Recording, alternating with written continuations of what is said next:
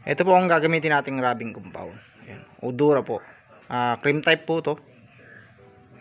Saka ito po yung ating tubig po yan. Pang ano lang, pusit-sit. Para may kalat po natin mabuti yung ating rubbing compound. Saka ito po, basahan. Tela, paranela po. Para pampunas po natin para hindi po tumigas yung mga excess po na rubbing compound. At ang ating wool pad, double sided po yan. 9 inches. Ito lang po gagamitin natin na pang pipinis. Tuturo lang po namin para paano tayo makakaiwas sa may sole niya o po yung gasgas ng mga ng bapping pad po natin, kasi ang wool pad po is malakas mag-cut po talaga to, pang cutting po talaga to. Hindi po tayo gagamit ng ibang pad na mga pino. Nalihan na po ng partner natin tong ating wood. Napinis na po yan ng usadong 2000 grit na liha.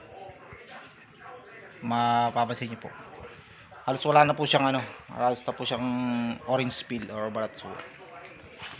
May papasilip lang po pala ako rito sa ating babapingin din po kasi natin dito. Pag nag-bapping po tayo, iwasan po natin tamahan itong mga rubber. Ayan. Hindi na po natin tinipan niya kasi medyo malayo naman po siya dito. Dito naman po tayo mag-bapping. Yung mga singit-singit po, kakamain na lang po natin yan. Rarabing na lang po natin. Dito sa may part po na to, medyo mahirap iwasan po sa bapping, kaya yan tinipan po natin. Tinipan nyo lang po yan. Kasi pag once po natin namaan po yan ng rubbing, mahirap na pong tanggalin. Mamumuti po siya.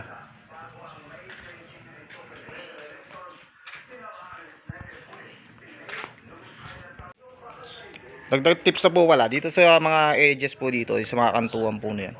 Mag-iingat po tayo dyan. Huwag po natin masyadong sasagadan dyan, or gamitan po natin ng kamay na lang po yan. Kasi madali pong mapudpud dyan sa mga kantuan po dyan, sa mga edges po dyan, sa mga dulo. Para hindi po maubos yung ating top coat dyan. Para hindi po lumabas yung kulay. Sasabihin nga lang damit ka. Yeah. Okay. Pagpasansyahan nyo na po aking kasuotan kasi hindi po tayo nakapagdala ng pamalitan po ng pangtrabaho na damit. Medyo malayo po yung aming bahay. Home service po itong ginagawa natin. Kaya di na po kami umuwi para manguha ng pamalitan. Ito po pwede pong pusit lang po. Okay, papatak natin na ganyan. Kaya mas gusto ko pong ginagamit para maikalat po natin mabuti. Tsaka matansya po natin kung gaano karami talaga yung ating ilalagay na rubbing compound. Dito lang po, portion lang po muna po tayo. Mapapansin nyo po, may kanto siya rito. Ito po muna ang target natin sa may part ito. And dito po, karga ka muna ng rubbing. Ayan po muna babapping natin. Then pagkatapos po yan, adjust po tayo rito. Tapos lipat po tayo doon.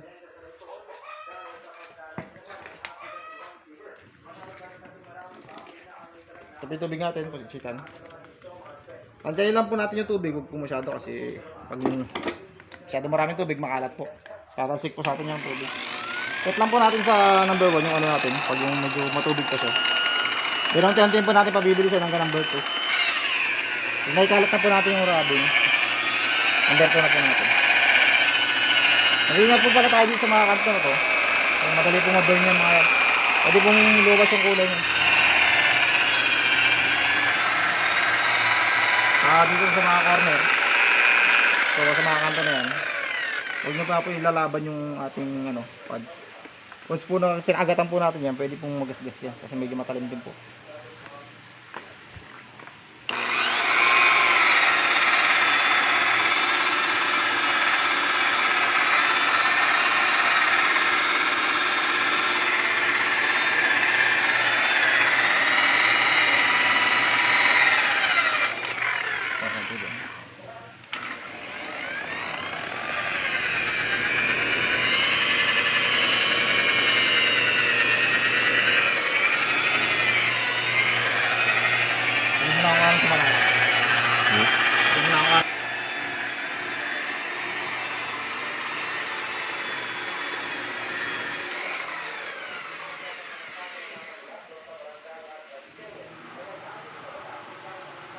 Okay lang.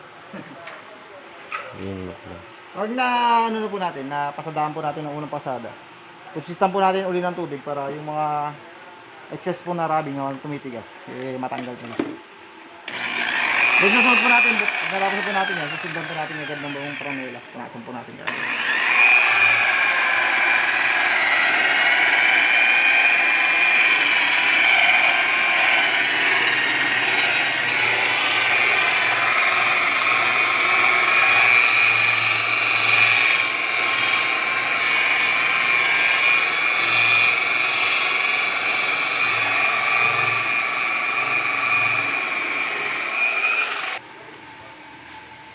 Taasan po natin kaagad ng parnela para may akasan po natin yung mga tumitigas na excess po na sabing kumpo. Kasi mahirap na po tanggalin niya kapag natuyo po siya.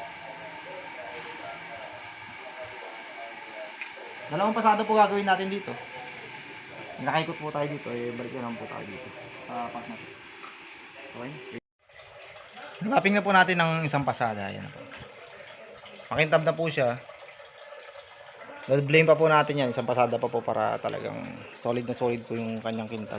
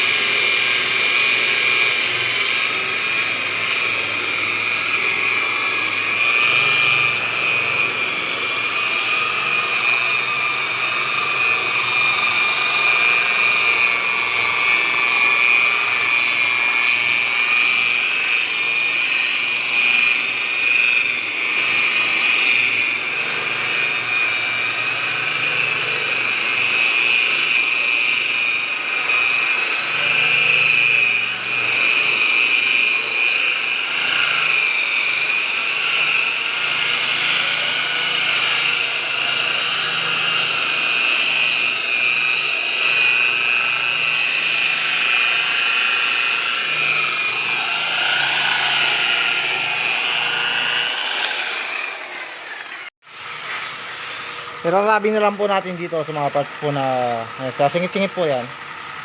Hindi po kayang patamaan yan ng ng batting. Kaya namano-mano po natin rabing. Nalagyan ko na po ng yan, ng rubbing compound. Same din po yung process niya sa lagyan ng konting tubig. Sprinkle lang po natin konting tubig tapos rub lang po natin.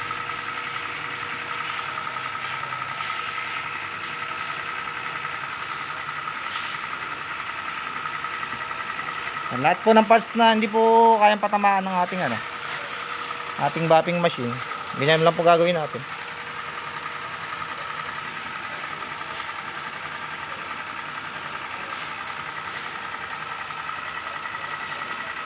Make sure lang po na ang gagawin natin tela is cotton para hindi po siya magaspang, hindi po gumasgas. And menser na po ang ating gagamiting wax. Ito po yung available lang po na nabili natin. Kahit mga turtle wax po, mga cream type po, pwede po yan. Papasadahan lang po natin ng isang beses po na to. Tapos ipipinis din po natin siya ng pag nakarosa po natin, saan natin ipipinis ng liquid wax ng turtle.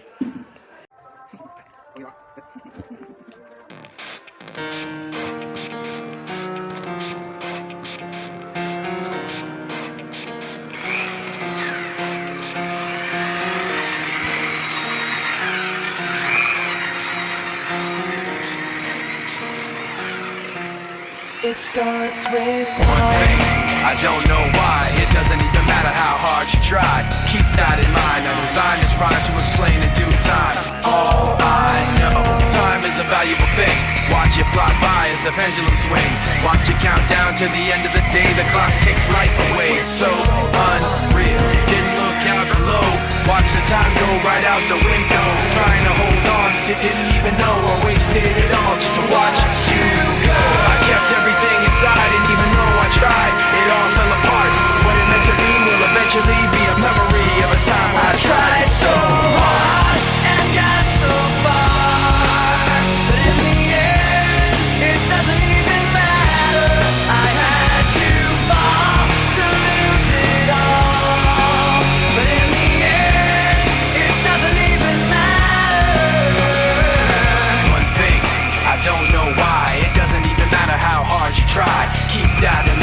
design this rhyme to remind myself how I tried so hard. In spite of the way you were mocking me, acting like I was part of your property, remembering all the times you fought with me, I'm surprised it got so. Things aren't the way they were before. You wouldn't even recognize me anymore. Not that you knew me back then, but it all comes back to me in the end. You kept everything inside, and even though I tried, it all fell apart. What it meant to me will eventually be a memory of a time when I tried so hard and got so far, but in the end, it doesn't even matter. I had to fall to lose it all, but in the end, it doesn't even matter. I put my trust in you, just as far as I can go. For all this, there's only one thing you should know. I've put my trust in you, pushed as far as I can go.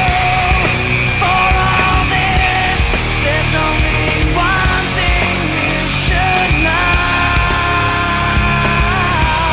I tried so hard and got so far, but in the end, it doesn't even matter.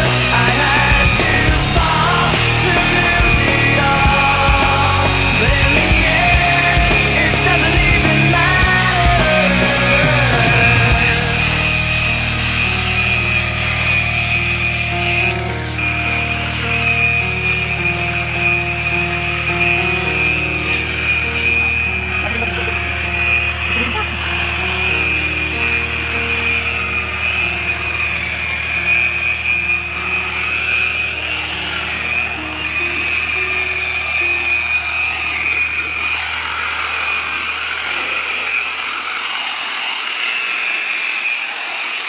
You know I'm gonna get you, yeah.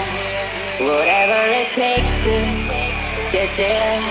No, I won't drop you like everybody else does. Forget about your friends, they don't care where we go. If we do, we'll get lost in a crowd of people. I've been looking for you forever, baby. We go together, baby. We go. In this crazy world of choices, I've only got a few. Either you're coming with me, or I'm coming with you. 'Cause I finally found you. I finally found you. You never have to worry if what I say is true. Girl, I've been looking for you, and when I saw you, I knew that I finally found you. I finally found you.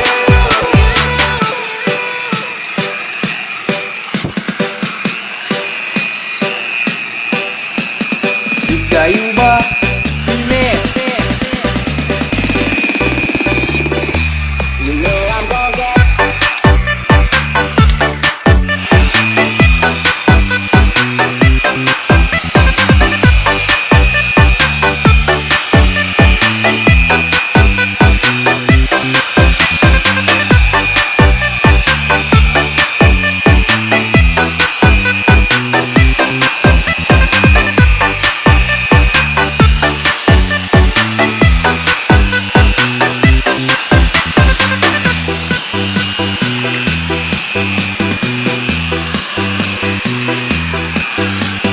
Diz Caiuba Remix.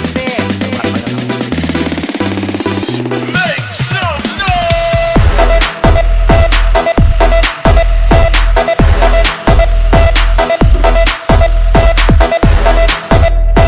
Ano pa yung finish natin? Nakakita po siya. I-bawas pa sa namin itong mga ilang likod. Wala pa tayong wala rin po yung tapoy niya.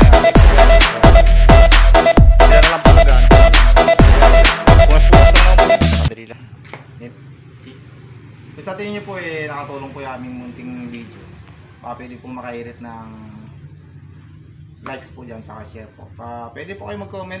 Gagawin po natin kung gusto nyo pong magpagawa ng mga video tungkol po sa pagpipintura. gagawin po namin yun. Thank you rin po pala sa mga nag-subscribe po sa amin. Maraming salamat po.